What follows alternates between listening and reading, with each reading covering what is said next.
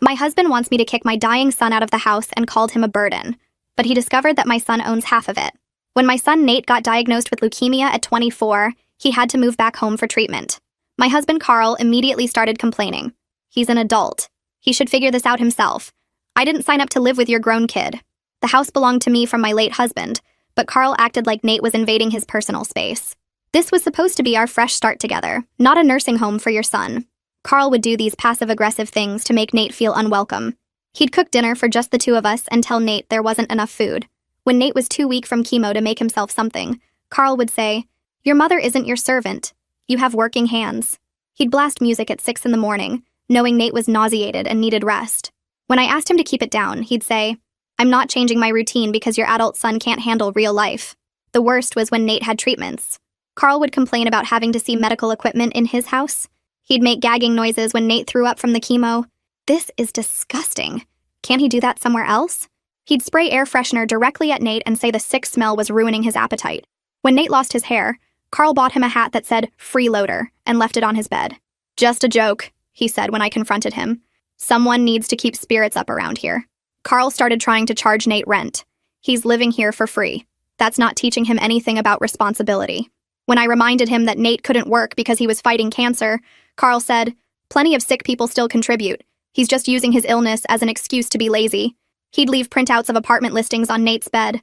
Circle Help wanted ads and tape them to his door. Tell him about friends whose kids were successful and independent. Tommy's son just bought his own house, but I guess some kids are raised to be achievers and others are raised to expect handouts. One day, Nate's white blood cell count dropped dangerously low, and he had to be extra careful about germs. Carl deliberately invited his poker buddies over, 6 guys smoking cigars and coughing everywhere. When I begged him to cancel, he said, "This is my house too.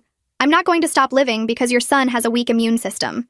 Nate ended up in the hospital with an infection that almost killed him.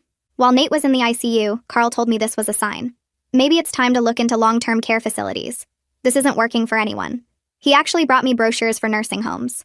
They have trained professionals. It would be better for everyone. That's when I remembered something important. The house wasn't just from my late husband. It was specifically willed to me and Nate. Carl had no legal claim to it at all. I'd never put him on the deed because my late husband wanted to make sure his son always had a home. I called my brother-in-law, who was a real estate attorney, asked him to pull all the paperwork. Sure enough, Nate legally owned half the house. Carl was basically just a guest who happened to be married to me. When Nate got out of the hospital, Carl was waiting with more apartment listings.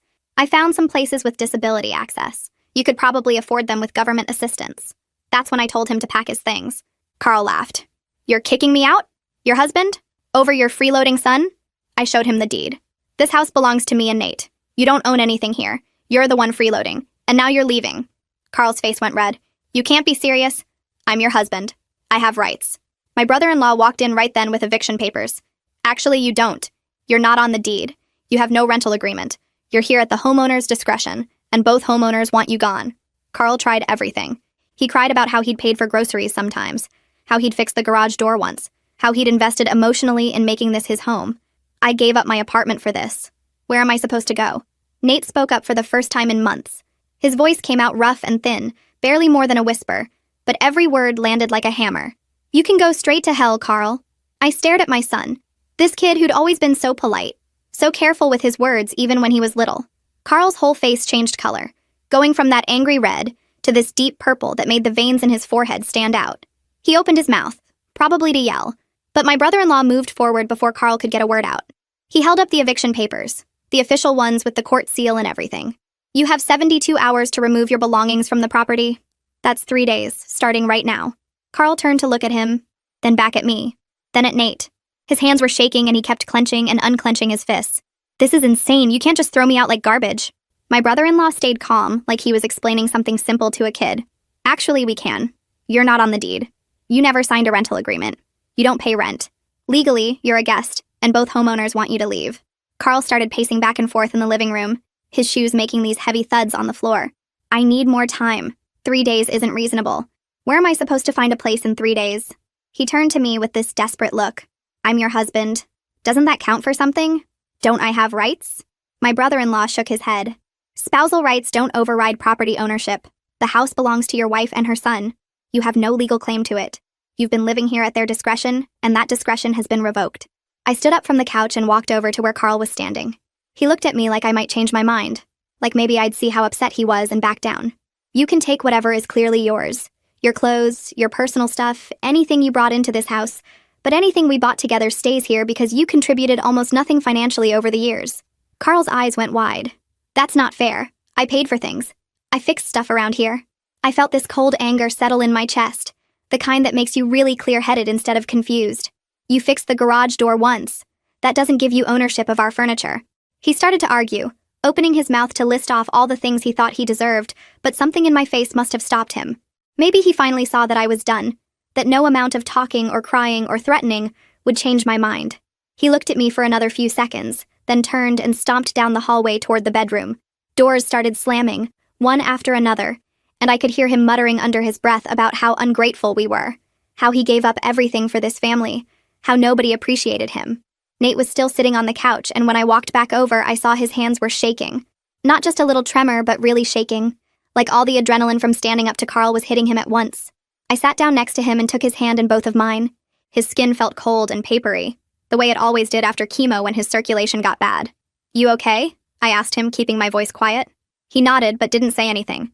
I could feel him trembling, this whole body shake that came from pushing himself past what his body could handle.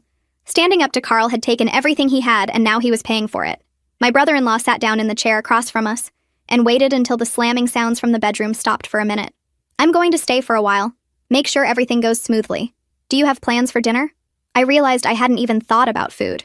The whole confrontation had pushed everything else out of my mind. "I don't know. I could order something." He pulled out his phone and started looking at delivery options. "Let me take care of it. You two just sit here and breathe for a minute." While he scrolled through restaurant menus, I kept holding Nate's hand. The shaking was starting to ease up a little, but he still looked exhausted. Carl came back out of the bedroom carrying a box of his stuff and shot us this look full of anger and hurt. He set the box down by the front door with a loud thump, then went back for more. My brother-in-law looked up from his phone. "We should probably have a police officer here when he actually moves out, just to make sure everything stays peaceful." I nodded. "Can you arrange that?" He tapped something on his phone. "I'll make some calls tomorrow. We'll schedule it for the 3rd day. Give him the full 72 hours, but make sure he leaves on time." Carl made another trip past us with a laundry basket full of clothes. He was moving fast, angry movements, grabbing things and shoving them into bags without any care. More doors slammed. More muttering about betrayal and ingratitude. My brother-in-law ordered Chinese food from that place on Main Street that Nate used to like before he got sick. When it arrived, we sat at the kitchen table and ate while Carl continued packing in the other room. Nate managed a few bites of rice, which was more than he'd eaten at dinner in weeks. "How are you feeling?" my brother-in-law asked him. Nate put down his fork and looked at his plate. "Tired, but good. Like I should have said something months ago." I squeezed his shoulder. "You said it when it mattered. That's what counts." We spent the rest of the evening planning the next few days. My brother-in-law wrote everything down in his phone, making a list of what needed to happen and when. Call the police department tomorrow morning. Schedule the officer for day 3. Change the locks immediately after Carl leaves. Make sure I had copies of all the legal documents. Check that Carl wasn't trying to take anything that belonged to me or Nate. That night, after my brother-in-law left and Nate went to bed, I lay in the guest room listening to Carl bang around in our old bedroom. He was making as much noise as possible, slamming drawers and dropping things on purpose. But instead of making me anxious like it usually did, the sound just made me feel relieved. Every bang was one step closer to him being gone. I realized I was sleeping better than I had in months, even with all the noise. Just knowing he'd be out of here soon made everything feel lighter, like someone had lifted this heavy weight off my chest that I'd gotten. So used to carrying, I forgot it was there. The next morning, Carl showed up at breakfast with red eyes and a crumpled tissue. He sat down across from me and Nate without saying anything at first, just staring at his empty plate. Then he started talking about how he couldn't sleep all night, how he kept thinking about all his mistakes, how he wanted to go to counseling if I'd just give him another chance. His voice cracked on the last part, and he reached across the table like he was going to take my hand. I pulled back before he could touch me. I told him it was too late for counseling, that watching him deliberately put Nate in danger with the poker party wasn't something therapy could fix. That kind of cruelty didn't come from stress or misunderstanding. Nate set down his fork and looked directly at Carl for the first time since the eviction papers got served. He said Carl had months to show basic human decency and chose cruelty every single time, that he was done being treated like a problem in his own house. Carl's face shifted from sad to angry in about 2 seconds. He stood up fast enough that his chair scraped loud against the floor, started saying we were both ungrateful and that he gave up his whole life to be here. My brother-in-law's car pulled into the driveway right then, which cut off whatever else Carl was about to say. Carl grabbed his coffee mug and went back to the bedroom, slamming the door hard enough to rattle the pictures on the wall. The rest of that day felt long and tense. Carl stayed in the bedroom most of the time, only coming out to grab more boxes from the garage or use the bathroom. Every time he walked past us, he'd mutter something under his breath. Not quite loud enough for me to catch the words, but the tone made it clear he was angry. I stayed in the living room with Nate, helping him sort through some of his old college textbooks to pass the time. Nate looked exhausted, dark circles under his eyes and his hands shaking slightly when he tried to lift anything heavy. The confrontation at breakfast had taken more out of him than I realized. Around 3 in the afternoon, Carl came out carrying a box of his clothes and stopped in the doorway. He looked at Nate and said something about how some kids appreciate what their parents do for them, how other kids just take and take until there's nothing left. I stood up and told him to finish packing without the commentary. He laughed this bitter sound and said I'd regret choosing a grown man over my husband, that Nate would probably move out the second he felt better and I'd be alone. Then he'd be the one laughing. Nate didn't respond, just kept his eyes on the book in his lap. I could see his jaw clenched tight, but he didn't take the bait. That seemed to make Carl even angrier. He set the box down with a thump and started listing all the things he'd done for us.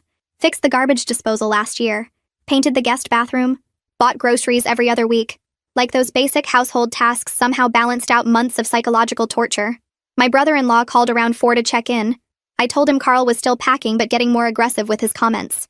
He said he'd come by tomorrow morning to make sure everything stayed under control, that I should call the police if Carl tried anything tonight. After dinner, which Carl refused to join us for, Nate had his scheduled chemo appointment coming up the next day. I'd been dreading leaving him alone in the house with Carl even for a few hours. That's when I remembered the home health nurse the hospital had assigned. Her name was Autumn, and she was supposed to start doing regular check-ins this week. I called the nursing service and explained the situation, asked if Autumn could come stay at the house during Nate's appointment instead of her usual afternoon visit. The coordinator said she'd check and called me back 20 minutes later. Autumn had agreed to come at 8 in the morning and stay until we got back from the clinic. The next morning, Autumn showed up right on time. She was probably in her 40s, with short gray hair and this no-nonsense way of walking into the house like she owned it. I explained quickly about Carl packing to leave and how I didn't want Nate alone with him. She nodded once and said she understood completely. Then she positioned herself in the living room where she could see both the front door and the hallway to the bedrooms. Carl came out around 8:30 and stopped when he saw Autumn sitting there. She introduced herself as Nate's nurse and said she'd be staying for a few hours.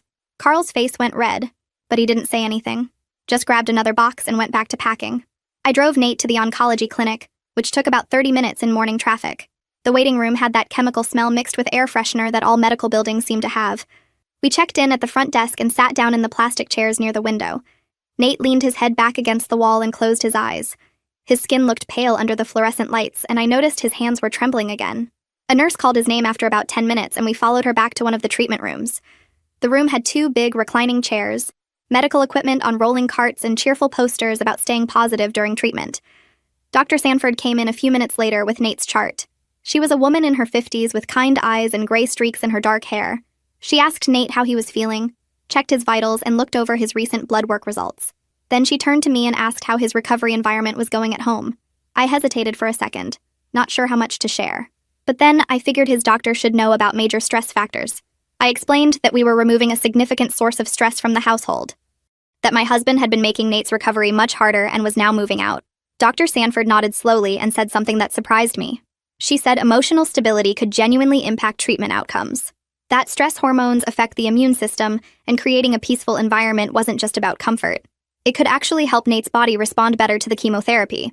She wrote something in his chart and said she was glad we were taking steps to protect his recovery space.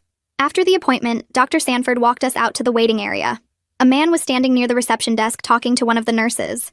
He looked up when we came out and Dr. Sanford smiled. She introduced him as her husband and said his name was Felix. He worked as a hospital social worker in the building next door. Felix shook my hand and said his wife had mentioned our family was going through a difficult time. He asked if I'd considered joining a support group for caregivers of cancer patients. I admitted I hadn't really thought about it. Felix pulled out a business card and wrote something on the back. He said many caregivers face relationship strain during treatment, that I shouldn't feel alone in choosing my child's well-being over my marriage. The support group met every Thursday evening in the hospital's community room. He said I might find it helpful to talk with other people who understood the impossible choices cancer forces families to make. I took Felix's card and thanked him for thinking of us. He told me the support group had helped a lot of families through similar situations. Dr. Sanford squeezed my shoulder and said she was proud of the steps we were taking to protect Nate's recovery. We drove home in comfortable silence, and I noticed Nate looked more relaxed than he had in weeks. The tension that usually lived in his shoulders seemed lighter somehow. When we got back to the house, Carl's truck was gone from the driveway. I felt something loosen in my chest that I hadn't realized was wound so tight. Autumn met us at the door and said Carl had finished loading his things about an hour ago. She mentioned he tried to take some kitchen appliances that were clearly mine, but she stopped him and made him put them back. I thanked her for staying and asked if she could come back regularly to help with Nate's care. She agreed immediately and said she'd be here 3 times a week to check his vitals and help with the port care. After Autumn left, Nate and I just stood in the living room looking around. The house felt different already, like we could finally breathe in our own space. That night, we ordered pizza from Nate's favorite place, the one Carl always said was too greasy and refused to eat. We set up in the living room with the medical equipment right there in plain sight, something Carl would have complained about endlessly. Nate picked a movie he'd been wanting to watch, and we didn't worry about the volume or whether the light from the TV would bother anyone. I watched my son laugh at something on screen, really laugh, and realized I hadn't heard that sound in months. The simple act of relaxing in our own home without walking on eggshells felt almost strange. Over the next week, I threw myself into making the house a real recovery space for Nate. I moved furniture in his room so he could reach everything he needed without getting up too much. His medications went into a proper organizer with alarms so we wouldn't miss doses. I planned meals around his nausea patterns, keeping bland foods ready for bad days, and his favorites available when he felt better.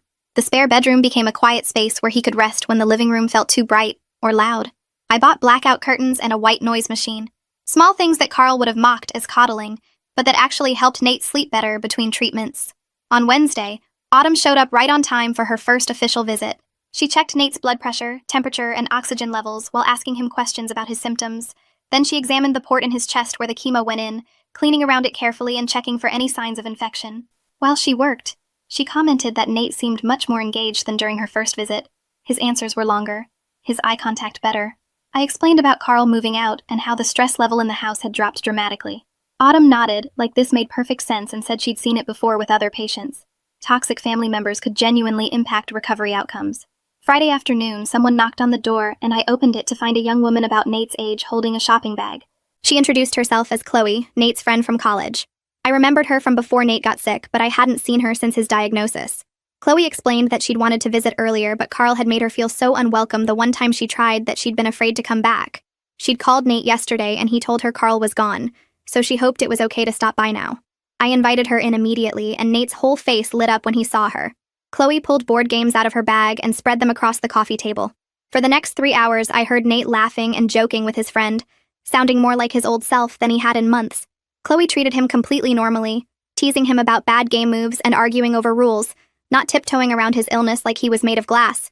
When she left, she hugged him carefully and promised to come back soon. Nate was smiling as he headed to his room for a nap, and I felt grateful that Carl's absence was letting his friends back into his life. My phone buzzed that evening with a text from Carl. It was a long message about how sorry he was, how he'd been under so much stress, how he wanted to work things out. I deleted it without responding. An hour later, another text came through, this one angry, calling me selfish for choosing Nate over our marriage. Then another apology. Then one calling me manipulative. The messages kept coming, swinging wildly between remorse and blame. Finally, one came through calling me a witch who had turned his stepson against him, and I'd had enough. I blocked Carl's number and felt relieved when my phone went quiet. The next morning, Matthew called. He apologized again for his brother's behavior and said Carl was staying with him temporarily while looking for his own place. Matthew's voice sounded tired as he explained that Carl complained constantly about being the victim, showed no real understanding of why we'd kicked him out. According to Matthew, Carl was telling everyone that Nate had manipulated me into choosing him over my husband. I thanked Matthew for everything he'd done to help with the move, but I told him I needed space from anything Carl-related right now. Matthew understood completely and said he'd only reach out if there was a genuine emergency. 2 days later, Nate had his next round of chemotherapy scheduled. I drove him to the hospital early in the morning, and the treatment hit him harder than the previous one had. By the time we got home, he was pale and shaking, barely able to walk from the car to his room. But having a peaceful home made such a difference in his recovery. I could play soft music without worrying about Carl complaining. I kept the lights dim throughout the house. I focused entirely on Nate's comfort, bringing him water and crackers, helping him to the bathroom, sitting with him when the nausea got bad. There was no one making gagging noises or spraying air freshener or commenting about how disgusting it all was. Just quiet support and care. A week after that treatment, we went back to Dr. Sanford's office for blood work results. She looked over the numbers carefully before telling us that Nate's white blood cell count was improving. He wasn't out of danger yet, and the treatment still had a long way to go, but the progress was genuine and encouraging. Dr. Sanford emphasized how important it was to maintain the low-stress environment we'd created. She said emotional stability affected the immune system in measurable ways, and removing Carl from the house had likely contributed to Nate's improved numbers. The next day, Felix called to check in on us. He asked how we were managing financially with all the medical bills piling up. I admitted it was getting scary, that I was worried about being able to afford Nate's medications on top of everything else. Felix said he'd been looking into some options and thought he could connect us with a financial assistance program through the hospital. He walked me through the application process over the phone, and by the end of the call, he'd submitted everything we needed. 3 days later, Felix called back to say we'd been approved. The program would cover a significant portion of Nate's medication costs going forward. I hung up the phone and cried with relief, overwhelmed by the kindness of people who barely knew us but wanted to help anyway. Requested Reds is on Spotify now. Check out link in the description or comments.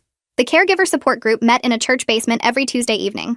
I walked in nervous, not sure what to expect, and found about 15 people sitting in a circle of folding chairs.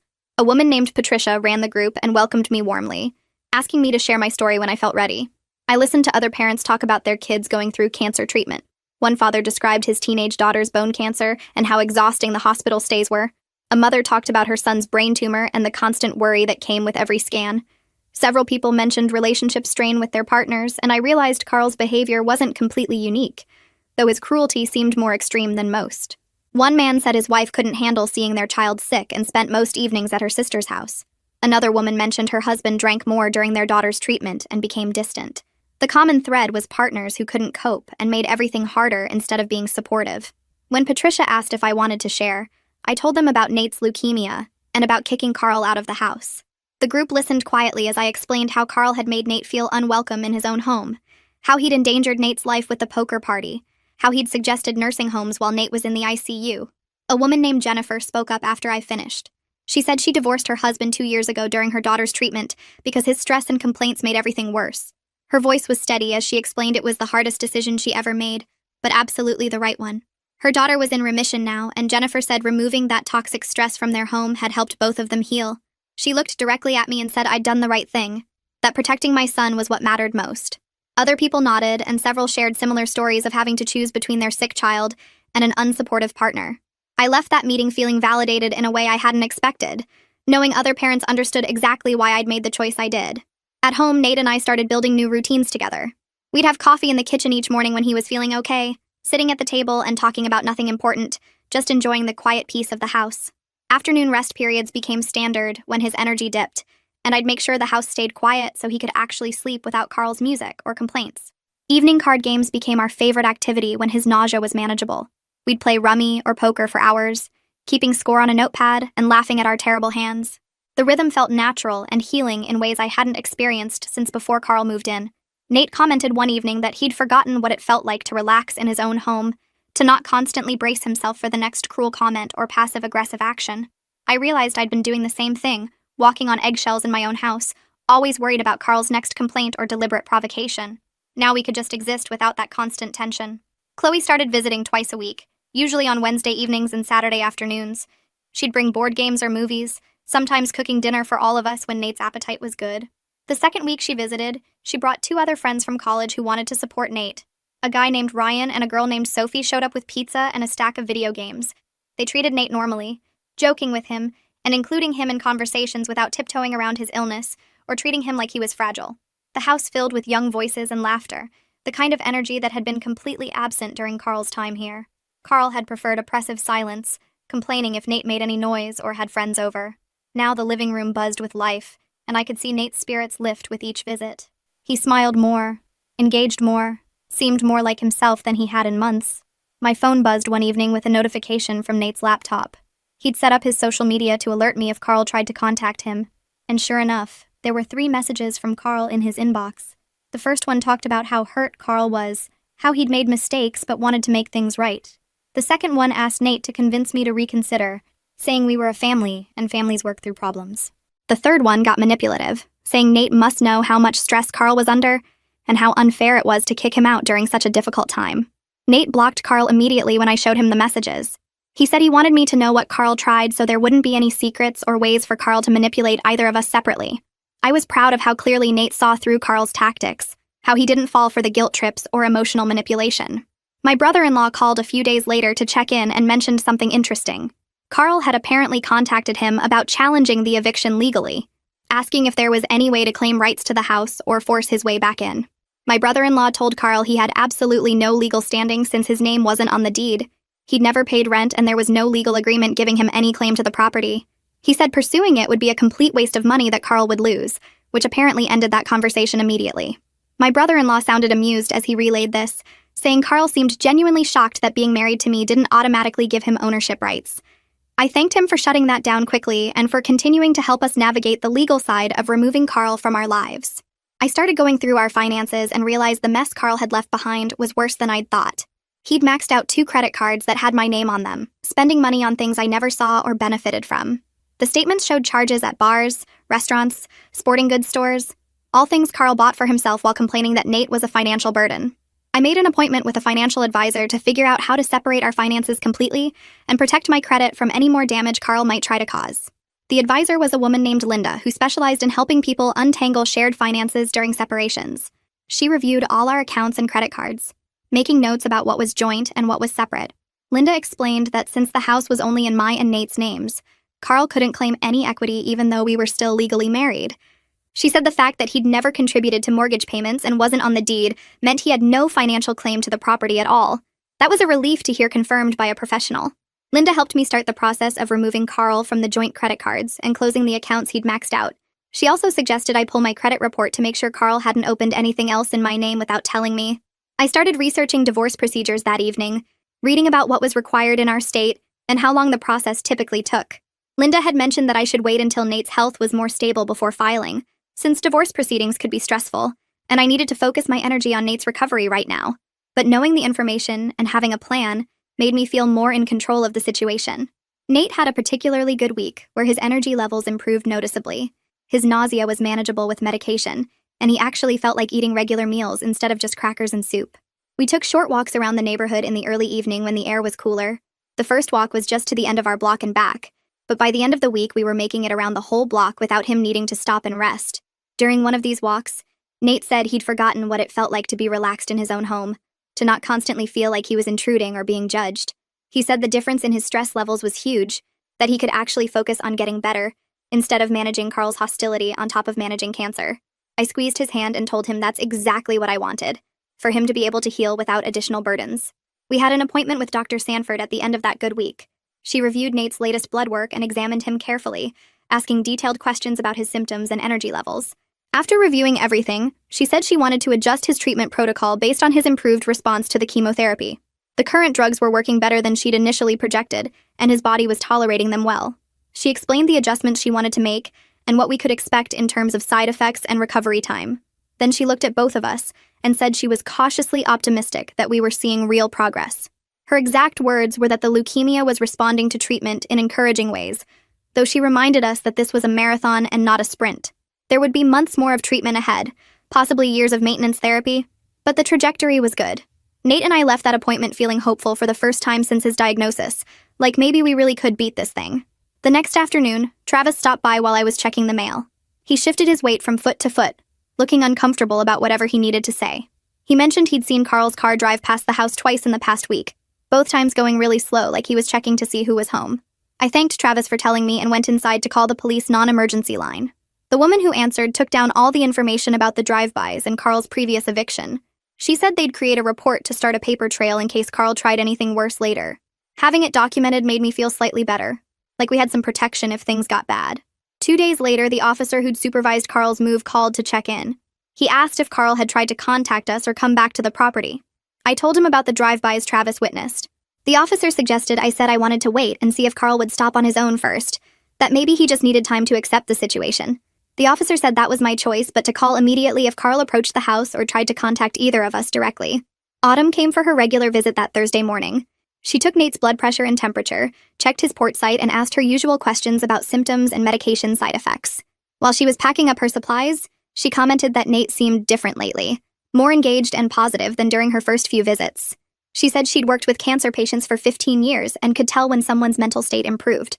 Autumn explained that positive mental health genuinely helped physical recovery from cancer treatment, that stress and depression could actually make side effects worse and slow healing. She shared a story about another patient whose cancer responded better to treatment after his family removed a toxic girlfriend from his life. The difference in his recovery speed was dramatic, once he wasn't dealing with constant emotional abuse on top of fighting the disease. That evening, I sat down at my computer and searched for support groups for parents of adult children with cancer. I found an online forum with hundreds of members from all over the country.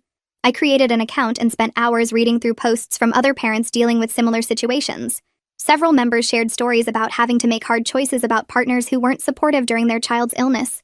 One woman wrote about divorcing her husband because he kept pressuring their daughter to go back to work during chemotherapy. Another talked about kicking out her boyfriend who complained about medical bills. Reading these stories made me feel less alone, like I wasn't crazy or selfish for choosing Nate over Carl. I posted my own story in the introduction section, keeping it brief but honest about what happened. A few evenings later, Nate and I were sitting in the living room watching a cooking show. During a commercial break, he said something that caught me off guard. He told me he'd been feeling guilty about causing my marriage to end, that he kept thinking maybe he should have just tried to deal with Carl's behavior to keep the peace. I turned off the TV and looked at him directly. I explained that Carl's cruelty was Carl's choice, not something Nate caused by being sick. I told him that protecting him was my choice too, and I would make the same decision again without any hesitation. Nate's eyes got watery, but he nodded and said he was starting to understand that talking to the other young adults in his cancer support group helped him see the situation more clearly. Chloe showed up Saturday afternoon with her laptop tucked under her arm. She asked Nate if he wanted to video call some of their friends from college who'd been asking about him. Nate's face lit up in a way I hadn't seen in months. Chloe set up the laptop at the kitchen table and spent the next 2 hours helping Nate reconnect with people he'd lost touch with during treatment. I could hear laughter coming from the kitchen, actual genuine laughter that made my chest feel lighter. Later, Chloe told me that social connection was just as important as medicine for Nate's recovery. That feeling isolated made everything harder. I hugged her and thanked her for being such a good friend to my son. My phone buzzed with a text from Matthew on Sunday morning. He wrote that Carl had moved out of his place and was staying with some friend now. Matthew said he'd tried multiple times to get Carl to see a therapist to work through his anger and resentment, but Carl insisted everyone else was the problem and he didn't need help. Matthew apologized again for his brother's behavior and said he hoped Nate was doing better. I texted back a brief thank you and left it at that. I didn't have energy to discuss Carl with anyone right now. Wednesday evening was my caregiver support group meeting at the community center. When it was my turn to share, I told the group about having to choose between my son and my husband, about kicking Carl out to protect Nate's health and safety. The response from the other caregivers was overwhelming. Several people said I modeled the kind of courage they wished they'd had when facing similar situations. One father said he let his wife's negativity poison his daughter's recovery environment and regretted it deeply. Another mother said she was currently struggling with a partner who resented her son's illness, and hearing my story gave her strength to consider making changes. Walking out of that meeting, I felt validated in a way I desperately needed. Thursday afternoon brought news that made everything feel worthwhile. Dr. Sanford called me into her office after examining Nate. She pulled up his latest scan results on her computer screen and pointed to several areas. The leukemia was responding to treatment better than she'd projected initially.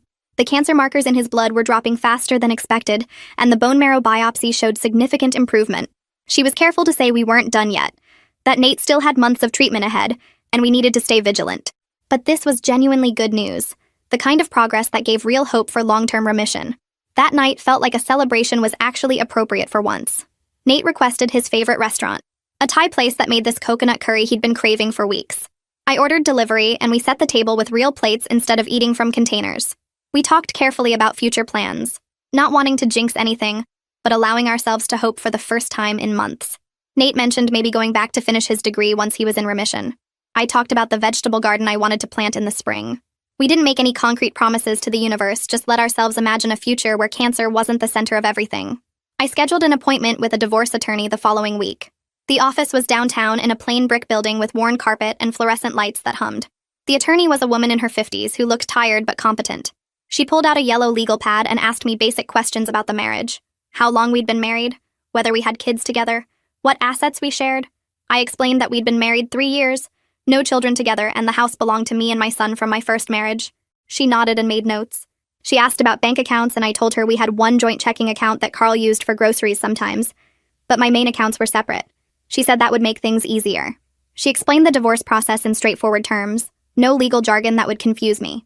I'd need to file a petition, serve Carl with papers, wait through a mandatory separation period. Since we had no shared property and no kids, the whole thing should take about 6 months if Carl didn't fight it. She asked if I thought he would contest the divorce. I said probably not. since he seemed more interested in playing victim than actually fixing anything. She wrote that down too. The consultation lasted 40 minutes and cost $200, but I left feeling like I finally had a clear path forward instead of just existing in this weird limbo. The attorney brought up something I hadn't considered. She said Carl's documented harassment of my son, combined with the eviction circumstances, would work strongly in my favor if Carl tried to claim spousal support or any financial settlement. I'd brought copies of the eviction papers and some text messages where Carl complained about Nate being a burden. She looked through everything carefully and said this created a clear pattern of behavior that no judge would reward. She mentioned that deliberately endangering a cancer patient by inviting sick people into the home could even be considered reckless endangerment in some contexts. I felt this huge sense of relief wash over me.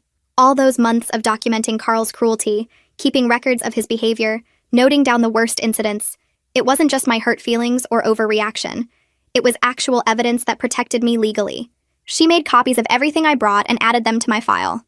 She said to keep documenting anything Carl tried going forward, any contact attempts or harassment, because it would only strengthen my case. I walked out of that office feeling lighter than I had in months, knowing I had real legal protection instead of just hoping Carl would leave us alone. Travis stopped me in the driveway a few days later while I was getting the mail. He mentioned casually that he hadn't seen Carl's car drive by in about 2 weeks now. I realized as he said it that I'd stopped watching for Carl constantly.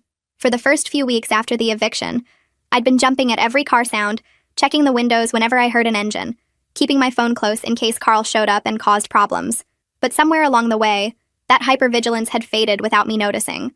I wasn't constantly braced for confrontation anymore. I could sit in my living room without watching the street.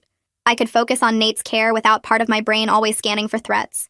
Travis said he'd keep an eye out anyway, just to be safe, but it seemed like Carl had finally accepted he wasn't welcome here. I thanked him for watching out for us and went back inside. The house felt different now, safer somehow, like we could actually relax instead of constantly preparing for the next attack. That evening, I realized I'd gone the whole day without thinking about Carl once, and that felt like progress. Autumn showed up for her regular check on Nate with a folder of information she'd printed out. She said she'd been talking to some colleagues at the hospital about resources for young adults with cancer, and they'd mentioned a support group that met twice a month specifically for people in their 20s dealing with cancer treatment. The group was facilitated by a social worker and met at the community center near the hospital. She thought Nate might benefit from meeting people his own age who understood what he was going through, since most cancer support groups skewed older and had different concerns. I brought the information to Nate after Autumn left. He looked through the flyer without much enthusiasm at first. He'd gotten used to isolation during treatment, pulling away from friends who didn't understand and couldn't relate to suddenly being sick at 24. But I pointed out that these would be people who got it, who were living the same reality he was. He said he'd think about it. 2 days later, he asked if I could drive him to the next meeting. I felt hopeful that he was willing to try, that he wanted to connect with people again, instead of just retreating further into himself. The young adult cancer group met on Thursday evenings in a conference room at the community center. I drove Nate to his first meeting and waited in the parking lot, giving him space but staying close in case he needed to leave early. He was in there for 90 minutes. When he came out, his face looked different, more open than it had been in months. On the drive home, he told me about the people he'd met. There was a woman his age who'd finished treatment for lymphoma 2 years ago and was back in college now. A guy who'd had bone cancer and lost part of his leg, but was training for a marathon on a prosthetic.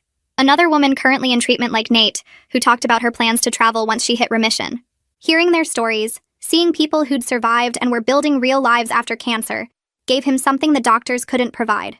It was proof that life could continue, that this disease wasn't a death sentence, that he could have a future beyond hospital rooms and chemo schedules. He said he wanted to go back to the next meeting. I felt grateful to Autumn for bringing us that information, for thinking about what Nate needed beyond just medical care. Nate went to 3 more meetings over the next month and a half. Each time he came home a little more energized, a little more hopeful about his future.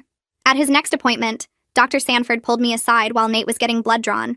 She wanted to discuss his long-term treatment plan, now that he was responding so well to chemotherapy. She explained that Nate would need maintenance therapy for years, probably low-dose chemo and regular monitoring, but the prognosis was genuinely good. She used words like remission and survival rate and 5-year outlook, terms that felt almost impossible to believe after months of just trying to keep him alive day to day. She said his positive response to treatment was partly due to his age and overall health before diagnosis, but she also credited the stable home environment we'd created. Stress impacts treatment outcomes more than people realize, she said. Patients who feel safe and supported tend to respond better to therapy. She didn't know the details of what we'd been through with Carl, but she could see the difference in Nate's demeanor over the past few months. I thanked her, and felt this overwhelming sense that kicking Carl out had been the right choice, that protecting Nate's peace had literally helped save his life. I woke up one morning without a headache for the first time in months. I'd been having tension headaches almost daily during Carl's time in the house, plus sleeping badly, waking up multiple times a night, never feeling fully rested. I'd normalized these symptoms, figured they were just part of being a caregiver under stress. But as the weeks passed after Carl left, I realized my body was healing too. The headaches stopped. I started sleeping through the night. My stomach problems cleared up. I had more energy during the day. My own health had been suffering under the constant stress of managing Carl's hostility while caring for Nate, and I hadn't even fully recognized how bad it had gotten. Now that the household tension was gone, my physical symptoms disappeared. I could focus on taking care of Nate without my own body breaking down from the strain. It made me angry in retrospect, realizing how much Carl's presence had damaged both of us.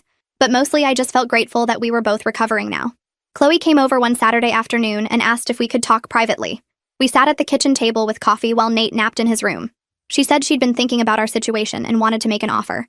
Her current apartment lease was ending next month, and instead of renewing, she wondered if she could move into our spare bedroom. She'd pay rent, split utilities, help with Nate's care when needed.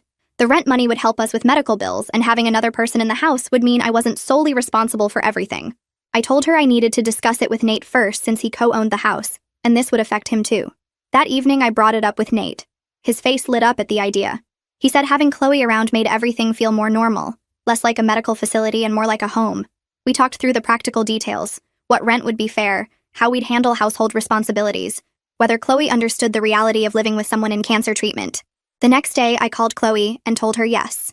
Suddenly, our home felt like it was becoming a real family space again.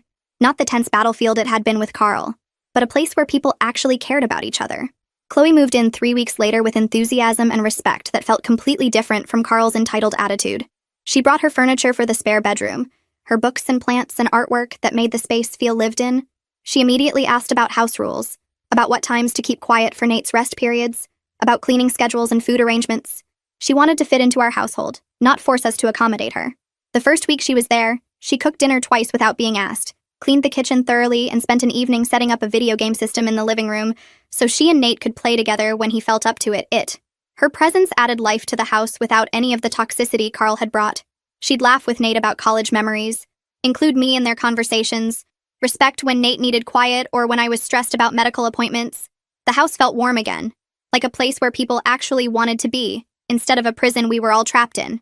6 months after Carl's eviction, I finally filed for divorce with my attorney's help. The paperwork went through the court system without any contest from Carl. He never responded to the petition, never tried to fight the terms, never showed up for any hearings. My attorney said this meant he'd either accepted the situation or moved on to other concerns. I suspected he'd found someone else to manipulate, some new person who didn't know his patterns yet. The divorce was finalized on a Tuesday morning in a brief court hearing where the judge reviewed the uncontested petition and signed the decree. I walked out of the courthouse feeling free in a way I hadn't felt since before I married Carl. That evening, Nate, Chloe, and I celebrated with takeout from Nate's favorite restaurant. We didn't make a big deal of it, didn't throw a party or anything dramatic, just quietly acknowledged that this chapter was finally closed. Nate raised his glass of juice and said he was proud of me for choosing us over Carl. Chloe agreed. I felt like we were finally building the life we deserved, one where cancer was the main challenge we faced, not deliberate cruelty from someone who should have been supporting us. Nate's next chemo session went better than any of us expected. He sat in the treatment chair for 4 hours while the medication dripped into his port, and he barely felt sick afterward. Dr. Sanford came by to check his vitals and review his latest blood work. She said his white blood cell count was holding steady, his platelets looked good, and his body was handling the treatment better than most patients she'd seen. She pulled me aside in the hallway and mentioned that Nate's positive attitude was probably helping more than he realized. Stress weakened the immune system, and removing Carl from our home had eliminated a major source of daily stress. She said she'd seen patients turn around completely once toxic people left their lives, and Nate seemed to be following that pattern. I felt relief wash over me knowing we'd made the right choice. When we got home that evening, Nate actually had enough energy to help me make dinner. He chopped vegetables while I cooked chicken, and we talked about normal things like what movie we wanted to watch later. It felt almost normal, like we were just a regular family doing regular things instead of fighting cancer every single day. The three of us fell into comfortable routines over the next few weeks. Friday nights became movie night where we'd order pizza and watch whatever Nate picked. Chloe always made popcorn with extra butter, and we'd pile blankets on the couch and just relax together. Sunday mornings meant breakfast together at the kitchen table. Chloe would make pancakes, I'd cook eggs and bacon, and Nate would set the table and pour orange juice. We'd sit there for hours sometimes, just talking and laughing about nothing important. The house felt warm and alive in ways it never had when Carl lived here. There was no tension hanging in the air, no walking on eggshells, no wondering when the next cruel comment would come. Chloe fit into our little family perfectly. She respected Nate's need for quiet when he felt sick. She helped with cleaning without being asked, and she made both of us laugh when we needed it most. Having her there meant I wasn't carrying everything alone anymore, and Nate had someone his own age to talk to about normal things. My brother-in-law came over for dinner on a Thursday evening. I'd made lasagna, Nate's favorite meal, and we all sat around the dining room table together. He looked around the house and commented on how different everything felt now. He said Nate looked healthier, that there was color in his face again, and that I seemed happier and less stressed than he'd seen me in years. He told us that helping us evict Carl was one of the most satisfying legal cases he'd ever handled. Most of his work involved boring paperwork and difficult divorces, but getting to help family and remove someone genuinely harmful from our lives felt meaningful. He said he'd worried about me during those months with Carl, that he'd seen how drained I looked whenever he visited, but he hadn't wanted to overstep. Now he could see we were healing, both of us, and that made him glad he'd been able to help. Nate thanked him for stepping in when we needed it, and my brother-in-law just smiled and said that's what family does. One evening, about a week later, Nate and I sat together on the front porch watching the sun go down. The sky turned orange and pink, and the air was cool, but not cold. Nate was wrapped in a blanket and I had my coffee mug warming my hands. He turned to me and said thank you for choosing him when it mattered most. His voice was quiet but steady. I felt tears start to form, but I blinked them back and told him there was never really a choice to make. Protecting your child is what love looks like, and I was grateful we both got to heal together in the home that was always meant to be ours. He nodded and looked back at the sunset. We sat there in comfortable silence for a while, just being together.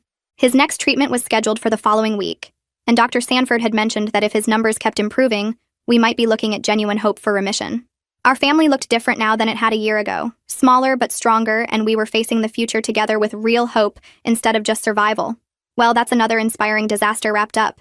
If you made it to the end, you clearly enjoy watching chaos unfold. Subscribe and let's keep making bad choices together.